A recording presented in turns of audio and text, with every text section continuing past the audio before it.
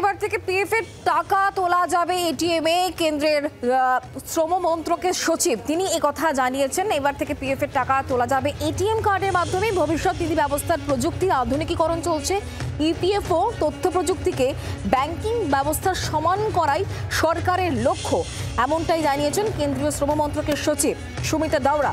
আমরা বিষয় নিয়ে আরো জানবো, ঠিক কি বলা হচ্ছে শ্রম মন্ত্রকের সচিবের তরফ থেকে জানাবেন রাজীব চক্রবর্তী, আমাদের দিল্লির প্রতিনিধি এই মুহূর্তে আমাদের সঙ্গে রয়েছেন টেলিফোন লাইনে। রাজীব, কি জানা যাচ্ছে এই বিষয়ে? দেখো, পিএফ বা ভবিষ্যৎ নিধির টাকা তোলার ক্ষেত্রে আমরা জানি বিভিন্ন রকম সমস্যার মধ্যে পড়তে হয় কর্মচারীদের। এবার সরকার যে নতুন নিয়ম আনছে তা আগামী জানুয়ারি থেকে চালু হওয়ার কথা, এবং সেই নিয়ম আগেই জানিয়েছেন কেন্দ্রীয় শ্রম মন্ত্রকের সচিব সুমিতা দাওরা।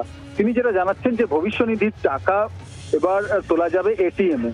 2025 সালের জানুয়ারিতেই এই প্রযুক্তি চালু হবে। মূলত এই মুহূর্তে পিএফ বা ইপিএফও যে প্রযুক্তি ব্যবহার করে সেই প্রযুক্তির আধুনিকীকরণ হচ্ছে, প্রযুক্তির আপগ্রেডেশন হচ্ছে, প্রযুক্তি 2.1 চালু হচ্ছে, এবং এই সংস্করণ চালু হওয়ার ফলে এবার থেকে এটিএম এ টাকা তোলা যাবে।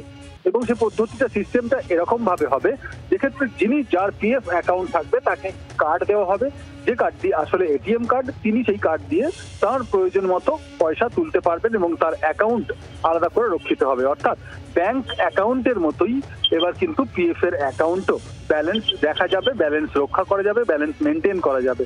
সরকার এই নতুন নিয়ম আনতে চলেছে, এবং তোমাকে জানিয়ে রাখি যে এই প্রযুক্তি চালু হলে উপকৃত হবেন বা তার আওতায় আসবেন 7 কোটি মানুষ। এই মুহূর্তে সারা দেশের 7 কোটি মানুষ ইপিএফ এর আওতায় রয়েছে। সরকার এই চিন্তা ভাবনা অনেক আগেই শুরু করেছিল। এখন প্রযুক্তির আধুনিকীকরণ কাজ প্রায় শেষ পর্যায়ে পৌঁছেছে এবং দাবি করা হচ্ছে আগামী জানুয়ারি থেকে এই সিস্টেম চালু হবে। ধন্যবাদ রাজীব। বাংলার আওয়াজ, বাঙালির আবেগ, জি 24 ঘন্টা।